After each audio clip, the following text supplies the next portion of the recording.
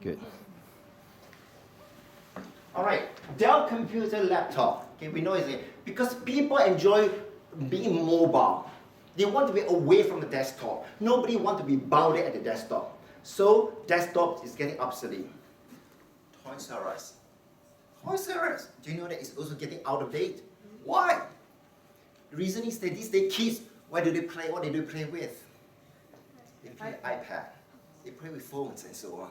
Or even those kids that don't enjoy playing with iPad and pens, okay? They want to play with toys. The parents order their toys online.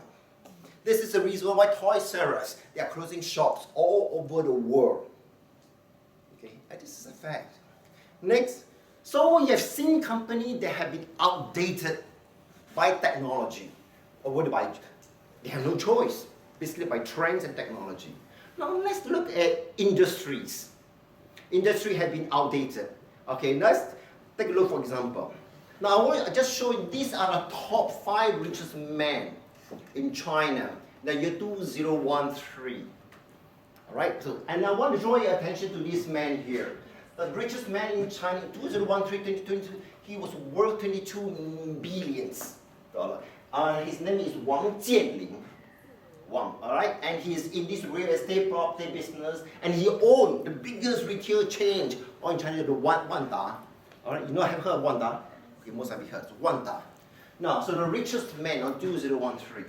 The year 2012, in CCTV, which is Chinese television, they was giving they call it the economic figures of the year award to Wang Jianling and Jack Ma.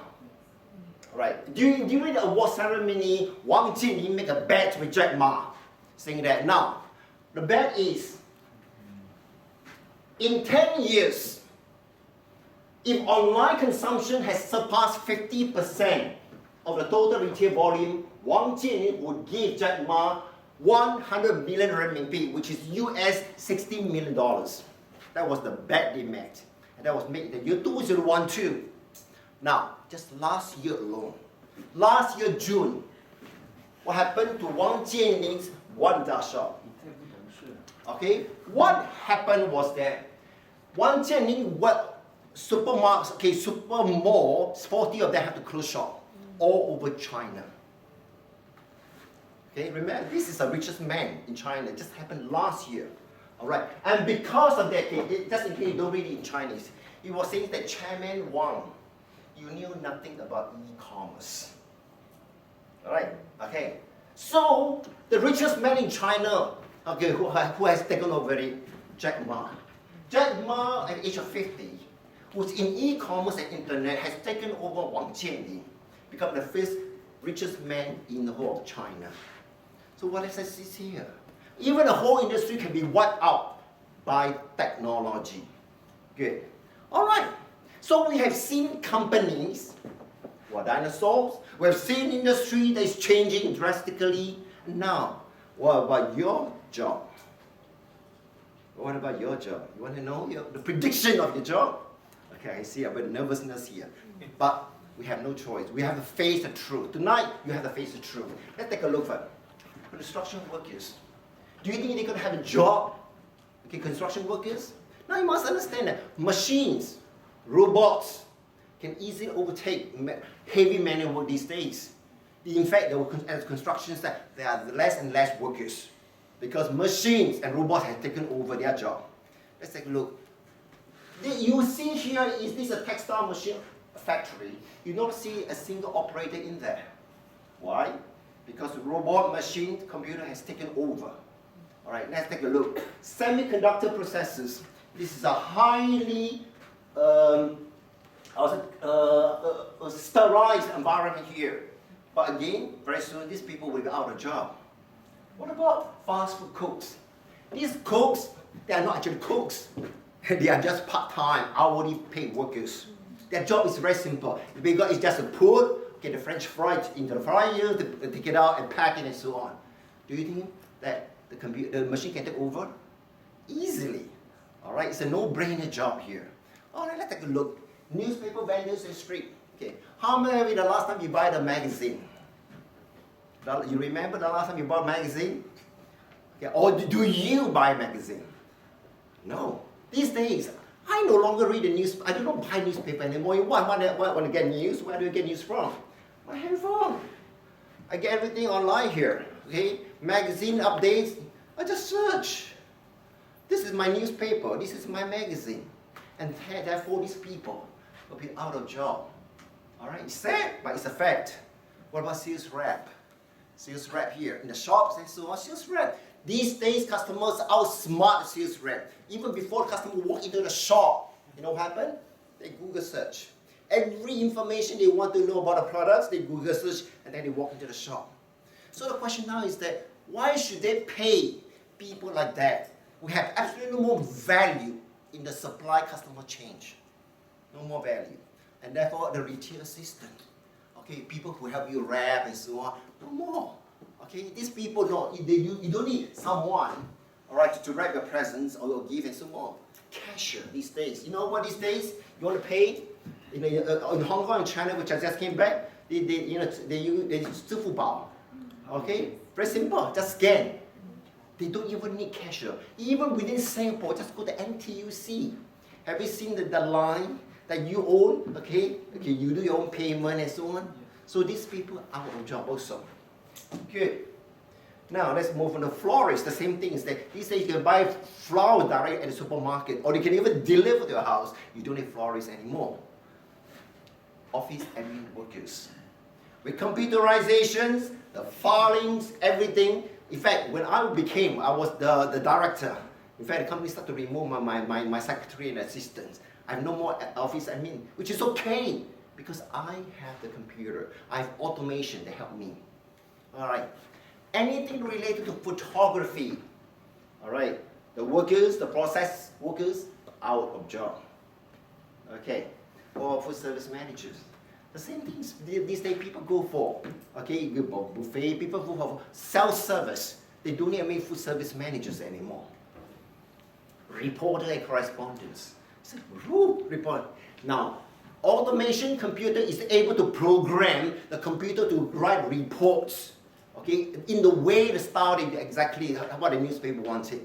So reporter and correspondents, be prepared. They'll be obsolete. Computer operators, for sure.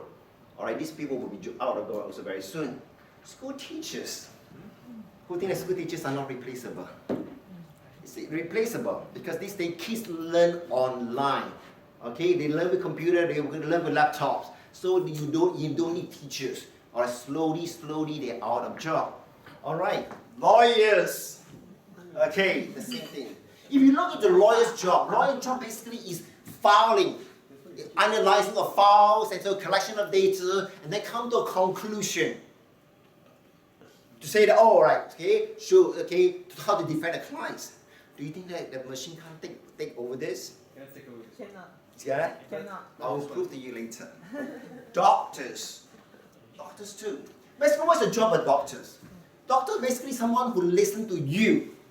You tell them about you're unwell, your symptom of discomfort, all right, or maybe examines your medical reports and so on, and eventually come up with a conclusion. They prescribe medication. Are you sure that the machine can't take over? Okay, the fact is, doctors make more errors, in their examination and prescription than robots. Good. All right. Private bankers. These people advise you where to put your money in a safe haven. All right, and your investment. Now, where do they get the information from? They got the information from a computer. Now, if the computer can provide these bankers the information, why can't they provide you directly? Why do you need a private bankers for? These days, computer give you a lot of information about investment.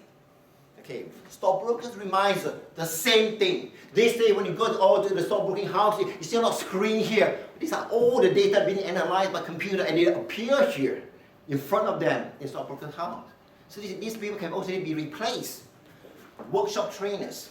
And I tell you the fact, I have a training company. I run a training company.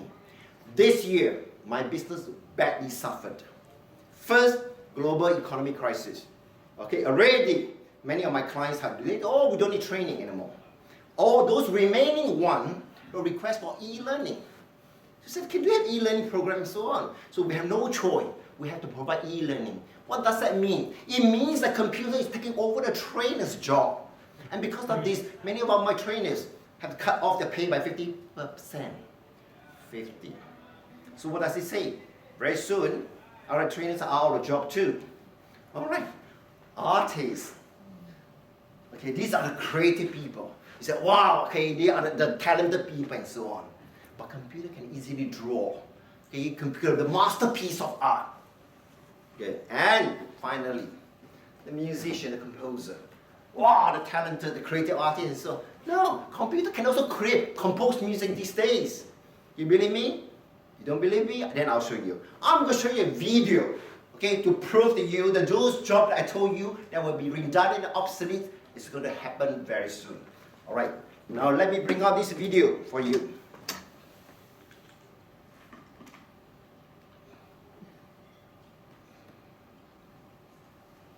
Show us the shape of things to come. Self-driving cars aren't the future. They're here and they work. Self-driving cars have traveled hundreds of thousands of miles up and down the California coast and through cities, all without human intervention. The question is not if they'll replace cars, but how quickly. They don't need to be perfect, they just need to be better than us. Human drivers, by the way, kill 40,000 people a year with cars just in the United States. Given that self-driving cars don't blink, don't text while driving, don't get sleepy or stupid, it's easy to see them being better than humans because they already are. Now, to describe self-driving cars as cars at all is like calling the first cars mechanical horses. Cars in all their forms are so much more than horses that using the name limits your thinking about what they can even do. Let's call self-driving cars what they really are. Autos, the solution to the transport objects from point A to point B problem. Traditional cars happen to be human-sized to transport humans, but tiny autos can work in warehouses and gigantic autos can work in pit mines. Moving stuff around is who knows how many jobs, but the transportation industry in the United States employs about 3 million people. Extrapolating worldwide, that's something like 70 million jobs at a minimum. These jobs are over.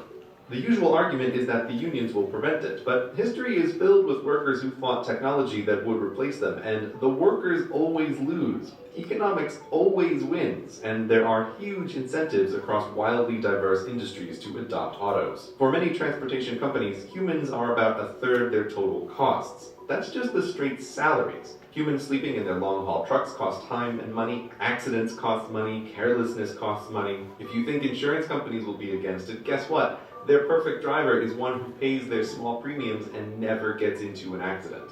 The autos are coming, and they're the first place where most people will really see the robots changing society. But there are many other places in the economy where the same thing is happening, just less visibly. So it goes with autos, so it goes for everything.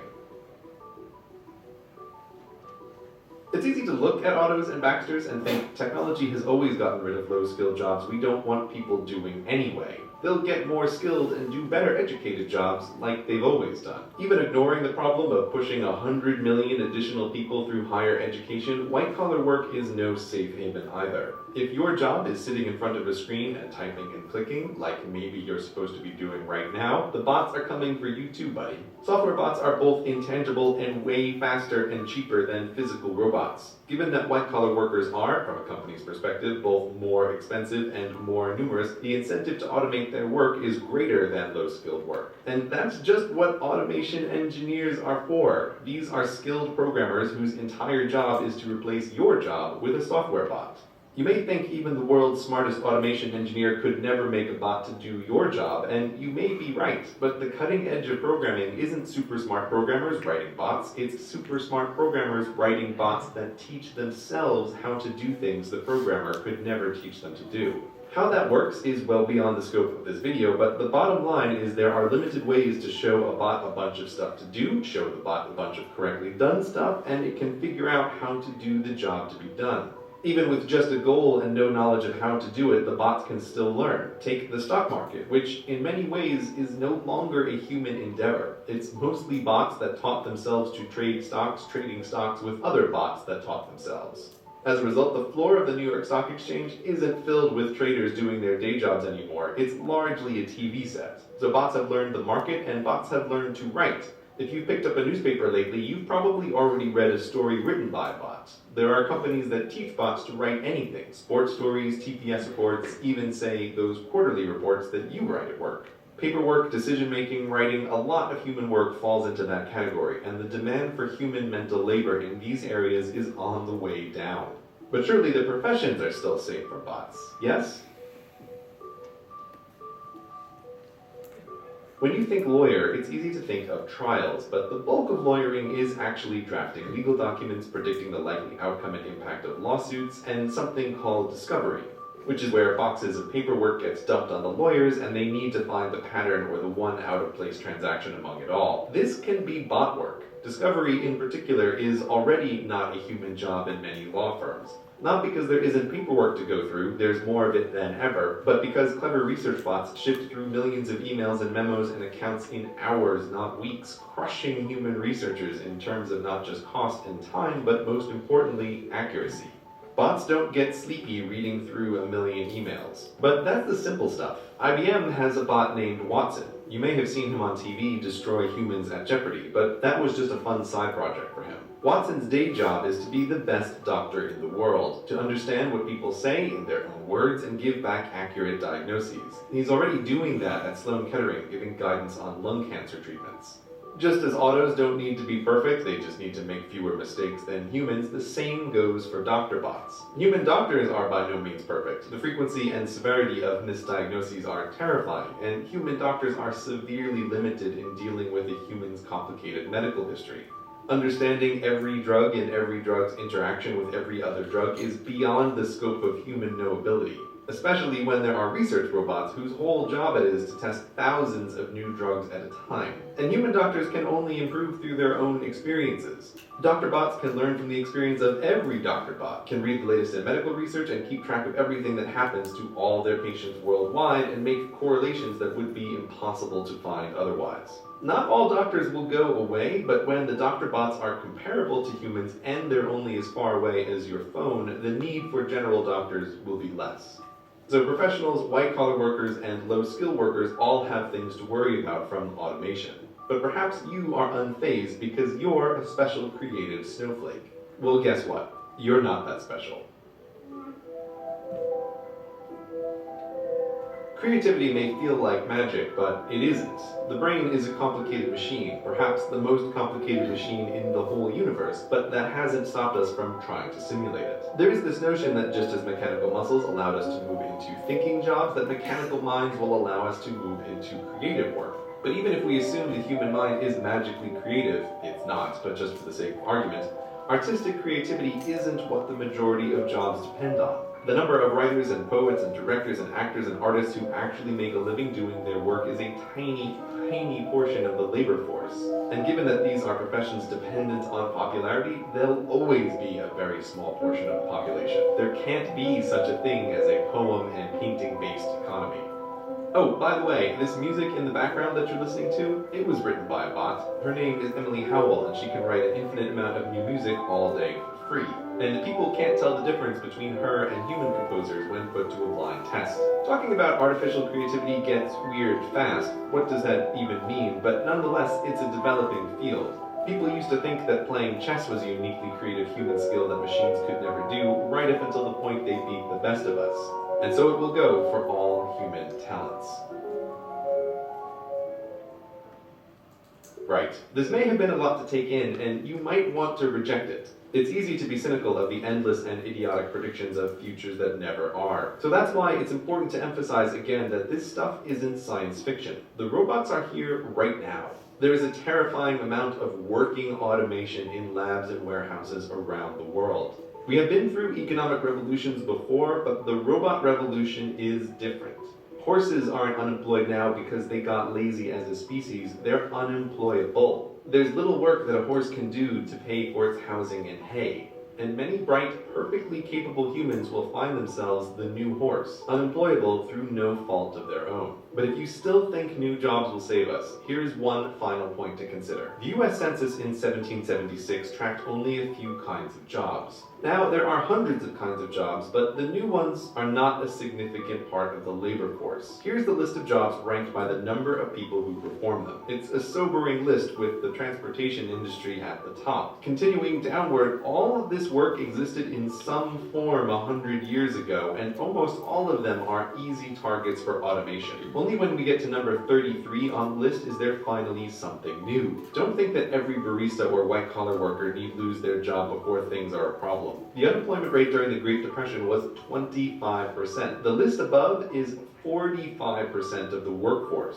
Just what we've talked about today, the stuff that already works, can push us over that number pretty soon. And given that even in our modern technological wonderland, new kinds of work aren't a significant portion of the economy, this is a big problem. This video isn't about how automation is bad, rather that automation is inevitable. It's a tool to produce abundance for little effort. We need to start thinking now about what to do when large sections of the population are unemployable through no fault of their own. What to do in a future where, for most jobs, humans need not apply.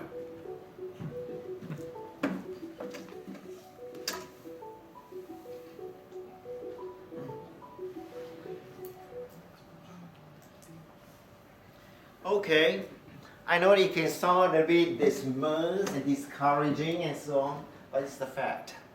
Okay, it's a bit worrying, but it's the fact. Or that the world has changed. All right, so now that we have seen company disappearing, job disappearing, industry disappearing, is that scary? Yeah. But tonight, I'm not here to frighten you. Tonight, I just want to show you the facts, and we have to accept the facts together. So what else can we do? So I want to share with you the new economy. Okay? What exactly is the new economy? Things have changed. The economic landscape have changed. Business landscape have changed. So I want to open your mind to something that is new. All right? So I need you to be ready. Don't prejudge anything. But it's the new economy is here, and I need you to observe this. And what I'm going to do is that I'm going to ask you a series of questions to guide you along for you to understand what is happening now in the new economy. Is it okay? Good. My first question to you now. Tell me, which global company has the largest fleet of taxi but doesn't own a single taxi? Uber. Do you know that Uber doesn't own a single taxi, but it has the biggest number of taxis all over the world? All right, remember. And next test question to you. Which global company has the largest number of hotels but doesn't own a single hotel? Go down. Very good, Airbnb. Just, who doesn't know what's Airbnb?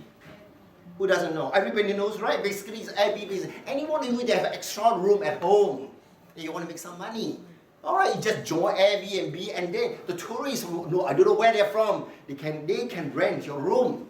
All right, so Airbnb, they have the largest numbers of rooms in the world, but doesn't own a single hotel. Now, answer this question. Which global company has a larger number of TV shows but doesn't own TV station?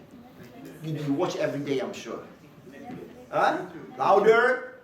Very good. YouTube.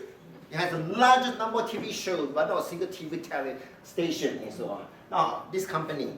Which global company has the largest number of factories but doesn't own a single factory? Huh? Which company? In China. Alibaba. Very good, it's Alibaba. Alibaba basically is a platform, okay, where vendors, factories, okay, what they do is that they create platforms that the factory, the suppliers they meet, customers they meet and so on, online, a platform. But Alibaba doesn't own a single factory, but has a large number of factories. Last test question, sorry, you saw the answer. Which global company has the largest number of marketing agencies but doesn't own a single agency? Yes, you saw the answer, Facebook.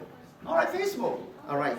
It's the biggest marketing agency in the whole world, but it doesn't have a single marketing agency. What? So what? Question is, what makes these companies successful? What do they sell exactly? What do they sell? Do they sell products? Anyone know? Services. Do they sell products or not? No. Yes or no? Do they? This company, they don't sell products, they offer services. So you must understand, in the new economy, you need not sell products. You can focus on services. So let's take a look at what makes these companies successful. Is it okay? Let's take a look together. All right, take for example. This company, basically what they do is that They offer a global online connection. All right, they connect the vendors, they connect the consumer, the customer together. So they offer online platform. They offer a platform the customers and vendors meet. As easy as that. What they also do is that they make transaction seamless, very easy. It's so easy that anyone wants to do the business in this platform. Okay, whether you're a consumer, your customers, or your vendors, you want to do business because it's so easy to do business on this platform. What you do is that mobile shopping. You offer the services of mobile shopping these days. Okay, all right, you can shop online. You can do your business transaction online, mobile, easily. All right, you don't need to be stuck in a desktop or your laptop. Mobile shopping. Next, what you can do is that it offers platform app services.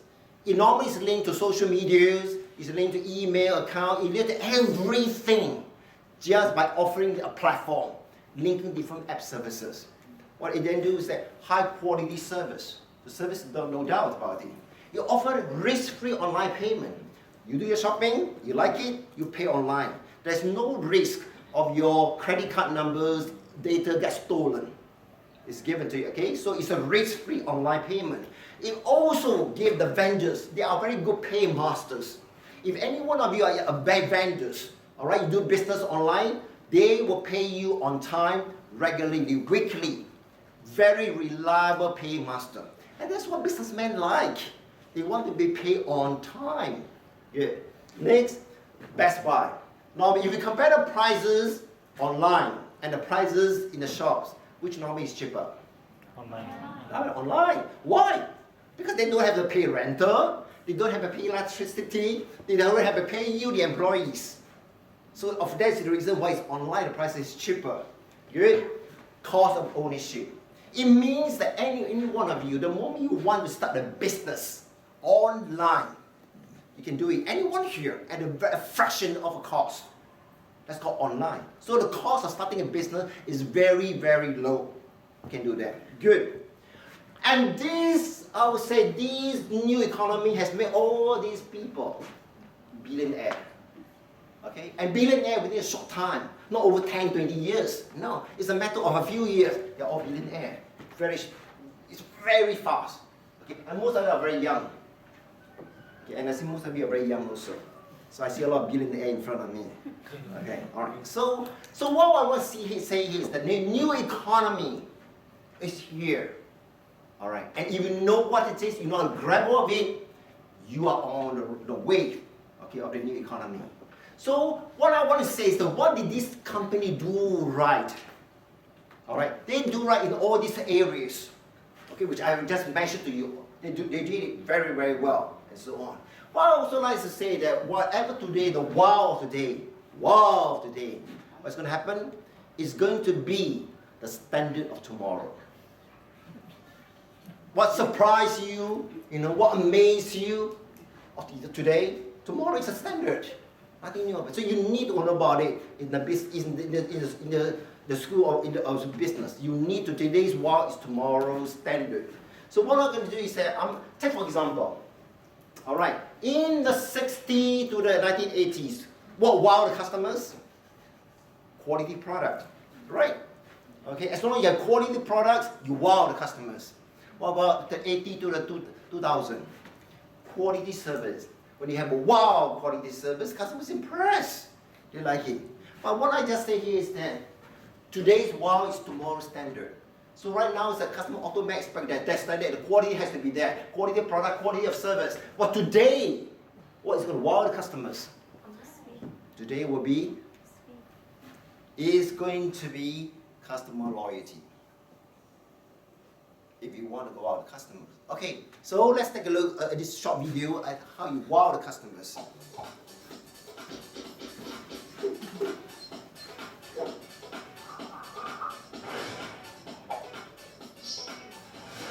This is the hottest of the season. Okay. No. It's a little too busy. Too purple. Too short. Too hot. Yeah, that's new. Okay. I think my mom wore this. Great. What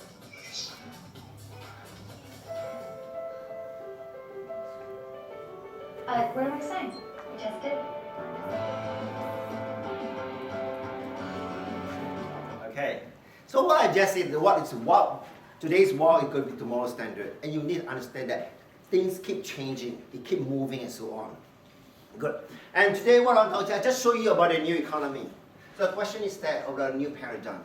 What sort of mindset that you need to have? Okay, what sort of thinking that you need to have? The new paradigm will be the e-commerce enterprise. Okay, what I have to say here is that, all right. Now, if you want to remain working for people, by all means do so.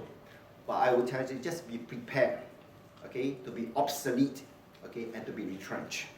This is a fact of the business. Okay, so the new mindset, the new paradigm I want to say here is that you need new paradigm. Basically, is that the new ways of looking at things, the paradigm shift, and based on the paradigm shift, you then adjust your actions and movement, what you want to do about it. The first paradigm shift that you need to have is that e-commerce is here, technology is here. The technology is taking over a lot of human effort. You need to accept that. Okay, no question about that. So first paradigm shift. Now, the second paradigm shift is that about you yourself. Are you there to accept changes? Okay, are you there to accept the new paradigm that is already here? If you are, then you are in. Okay, you are on a new wave of the economy.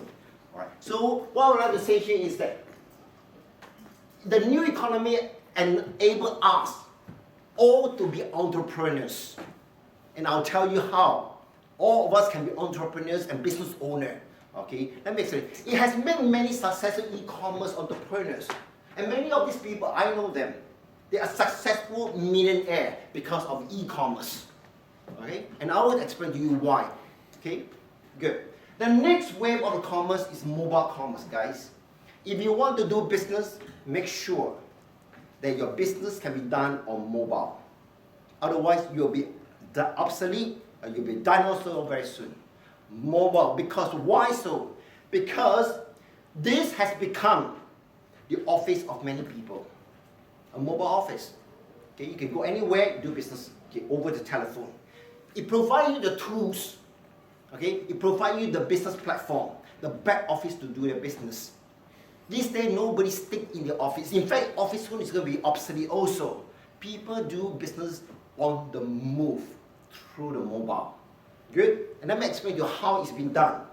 First of all, many of these businesses, these companies like Uber, Airbnb, Alibaba, and so on, what they do is that they provide a platform.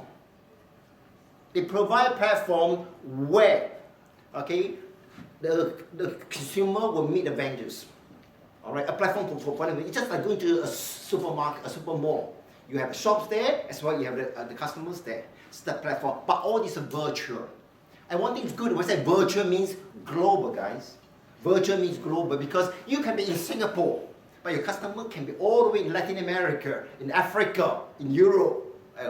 So you must see the power of global connectivity. Good. I call this model the Batman and Bruce Wayne. Why the Batman and Bruce Wayne? Because they are all the same person. Alright? You agree? Batman and Bruce Wayne is the same person. It's just a matter of time. Okay, the day or the night they change. And this business model called the Batman and Bruce Wayne model. Because they are all one person. Okay, let me explain to you what it means by here. First, it looked at, first of all, at human desire. What is human desire and need? Humans all love to spend. Do you love to spend money to go shopping? Yes or no? No. You're the weird one. And yeah. Most people love to spend money. They love to shop. Alright, so this is one of the human needs and need earn money. People have to make money. Alright, so what we can do is that if you can combine these two to spend and to earn together, alright, which is Bruce Wayne and Batman together. It's the same, right? You get the successful one. And these companies has made it. Let's take a look, for example. Alright, we start Airbnb. Airbnb is you start. All that's the moment you have an extra room in your flat, in your apartment, whatever, you can make money. Okay? You can make money. So you actually rent out your room. Alright? So it's a platform they offer consumer to become a merchant. Now let's take a look at Uber. Uber is the moment you have a car. Okay, you have a vehicle. All right, you want to make extra money, extra income, you can become a taxi driver. So remember, consumer, merchant. Okay, let's take a look at Alibaba, the same thing. Alibaba is a platform where it's anyone that has something to sell. Okay, they go on. And if you want to buy, you go online also. So at the same time when you're buying, you say, okay, I can also become a merchant. Again, consumer merchant. Batman, Bruce Wayne. All right, the same thing with Facebook. How many of you have Facebook account? Hands up. Okay, let me change my question. How many of you don't have a Facebook account? Another weird one, two weird one here. Okay? I would say that 99.9% of world population will have Facebook. We are all users, remember? We are all users, members or whatever. And then easily we can also do business on Facebook. We can advertise on Facebook. Alright, so you can see now the business model, the Batman Bruce Wayne model, is the same person. Consumer can become a merchant. This is the way, and remember, it's a platform that can reach you out, to reach you, connect you with the whole world. You need to understand that e-commerce is more about doing business in Singapore. Alright, you want to then just go and rent a shop in City Hall. My brother has a shop in City Hall. You know how much he pays a renter? $30,000 a month. It means that every day, even without opening his shop, he has to pay 1,000 renter. Okay, but he's restricted to City Hall area, the walk by the passerby also. But in this model, it can send you to the whole world.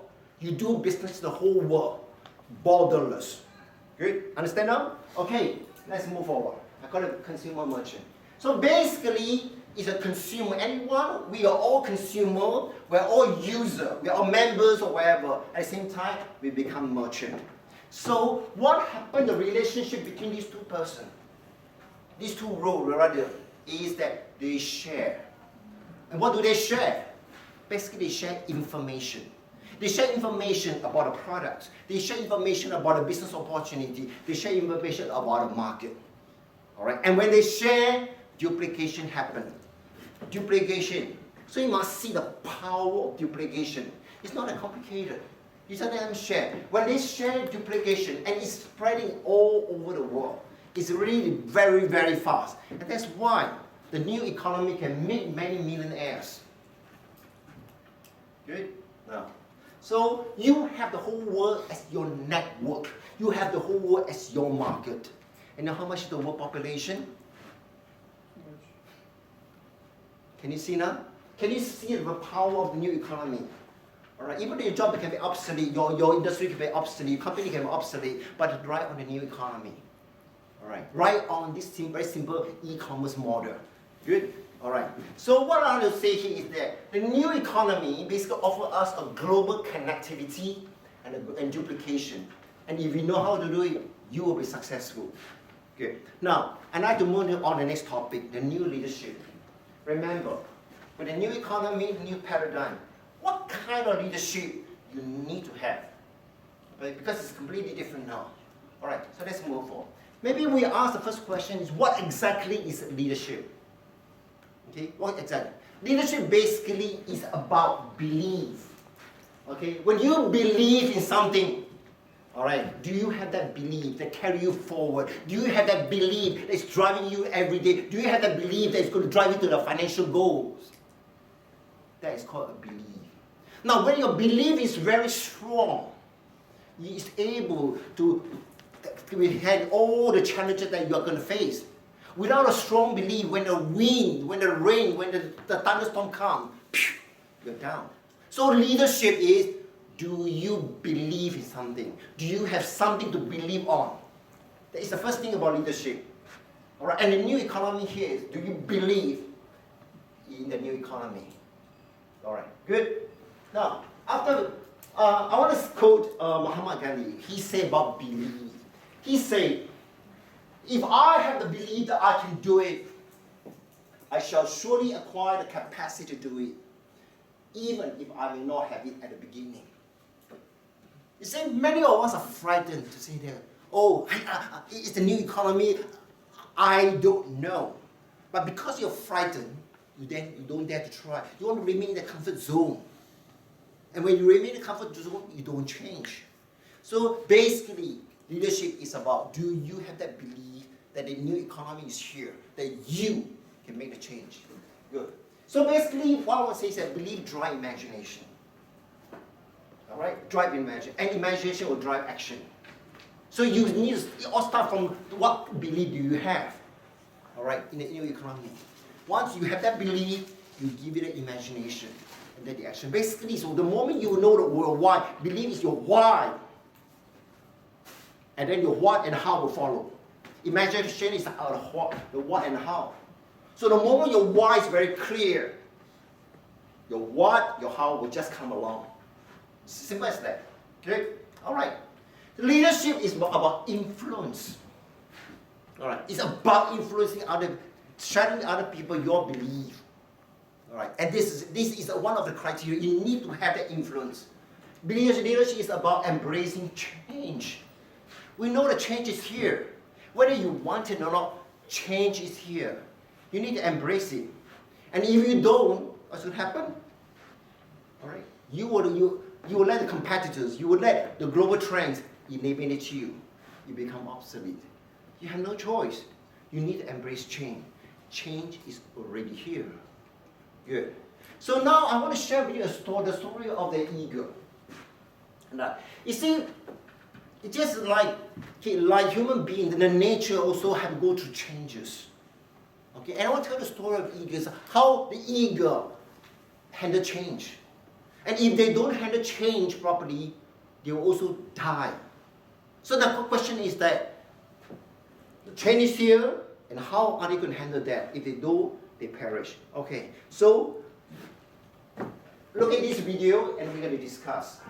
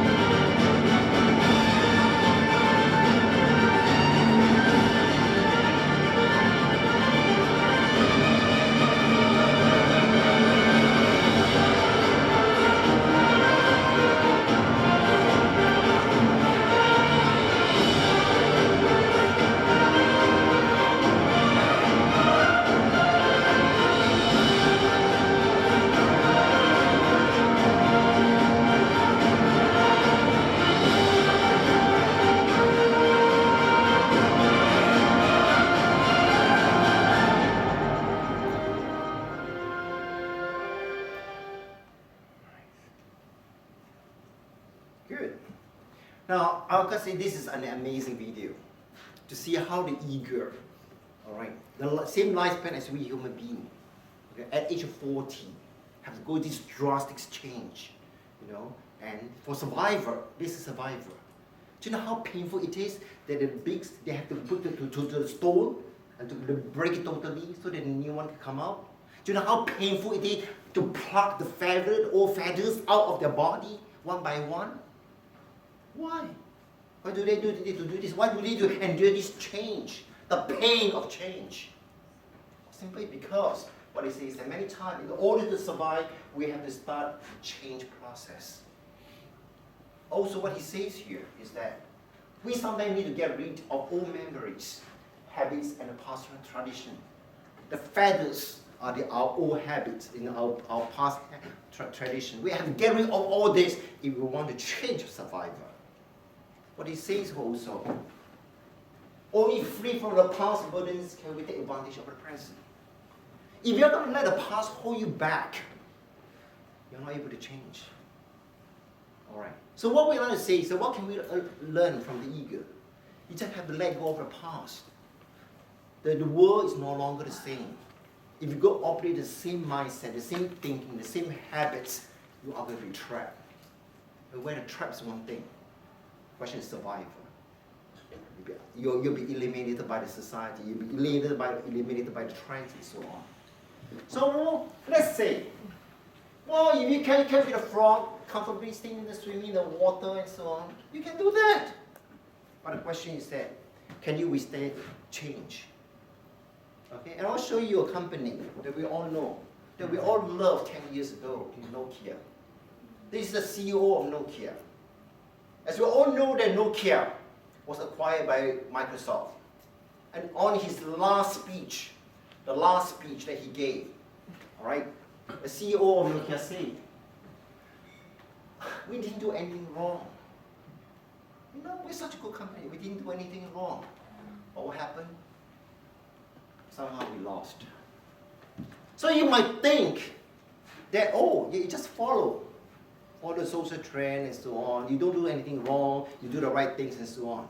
But remember, you do that. When your competitors know what is the trend and ride on the trend and do it right, you're out. This is a fact. This is a fact of the business. You're still young, many of you.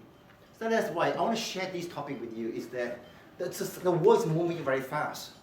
We're now in the IT information age. And then when you don't embrace change, you'll be left behind. And when you're left behind, it's painful, okay? Or even dangerous.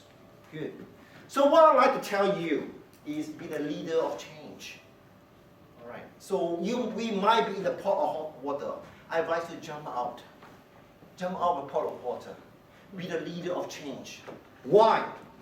Because when you are the leader of change, you are then able to help change the life of many people who don't have the capacity and who don't have that belief as you. Right. So today, I strongly urge you, embrace change. Right. Embrace, influence the people around you, and have a strong belief that you can be the change agent. Good. I come to the end of my speech.